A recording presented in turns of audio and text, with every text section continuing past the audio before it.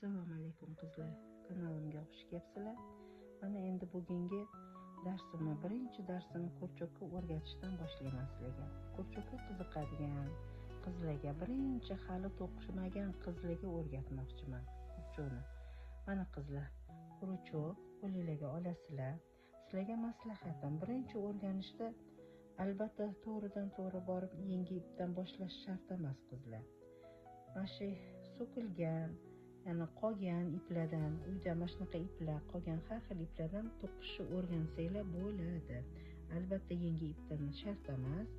Mana diqqat bilan ko'rib, buning uchun bu ipni olganinglarda, qo'lchoqdan boshlaganinglarda ipni bir tekisda tortib to'qishdan o'rganinglar qizlar. Albatta sizlarga maslahatim, mana boshlaymiz.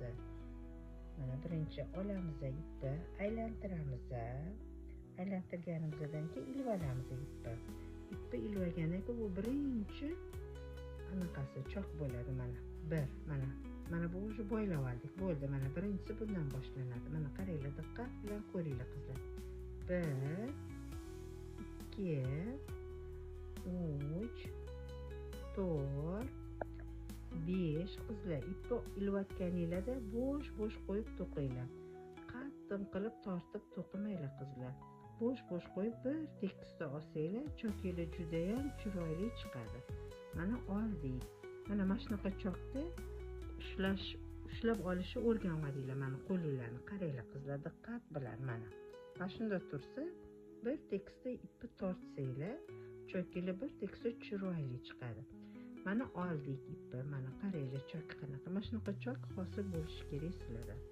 Agar bunaqa hosil bo'lmasa, yana ipni boshqatdan so'qib, boshqatdan to'qib, necha marta to'qib, boshqatdan qilaveringlar. Bunga sabr, qanchalik sabr kerak. Qanchalik sabrli bo'lsanglar, albatta men o'ylayman, qiziqqan qizlar sabrli bo'lib chiqara oladi.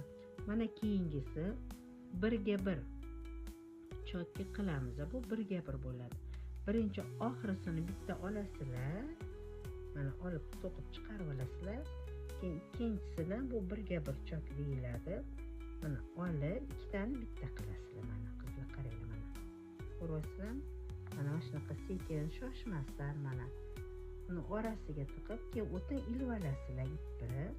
Ilib olib, keyin ikkinchisi keyin mana uchinchisi. Mana shunaqa qilib, mana shunaqa davomiylikda oxirigacha to'qiysizlar chokka. Mana qaranglar qizlar, bir tekisda mana shuni qaytarib qilaveringlar. Chiqmasa, yana so'kib, yana boshqatdan qaytarib qiling. Mana shunaqa qilib o'rganiladi. Voy chiqmayapti deb tashlab qo'ymanglar. Hafsalanglarni bir qilib, sekin sabrli bilan mana shunaqa qilib to'qib qo'linglarni kelishtirib olsanglar, qo'linglar ham o'rganadi. Bir tekisda ipni tortib to'qisanglar, to'qigan narsalar sekin chiroyli bo'lib boradi qizlar. Mana qizlar, bu birga bir chok. Mana 2 qator, 3 qator qilib to'qidim. Mana shu qiziqqan qizlar to'qib, so'kib, yana to'qib, qo'li kelishib to'qsa, albatta o'zi niyatiga yetadi. Nega chiroyli chok chiqaradi. O'zi ishidan mamnun bo'lib, xursand bo'ladi. Mana qizlar, bu birga bir. Endi ikkinchi chokimizni nakit bilan olamiz. Mana nakit oldik. Mana nakitdan keyingi teshikka tiqib, ilib olamiz ipni. Mana bu yerda 3 ta petla hosil bo'ldi. 3 tani 2 ta qilamiz. 2 tadan bitta chiqaramiz. Bu stolbik bo'ladi. Mana bu ikkinchisiga mana 1, mana 2 tani bitta. Mana yana olamiz nakit, yana tiqib olamiz, ilib olamiz ipimizni. Mana 1, mana 2 tani bitta qildik. Mana 2. Bu yerda 2 ta ish bilan stolbik hosil bo'lyapti. Mana yana boshlaymiz qizlar. Mana 1, mana 2. Mana olamiz nakit, keyingi qatorga tiqamiz, ilib olamiz ipimizni. Mana 2 tani, 3 tani 2 ta qildik, 2 tani bitta qildik. Mana oxirigacha shuni davom ettiramiz. Mana qizlar, ikkinchi chokimizni ham sizlarga ko'rsatib to'qidim.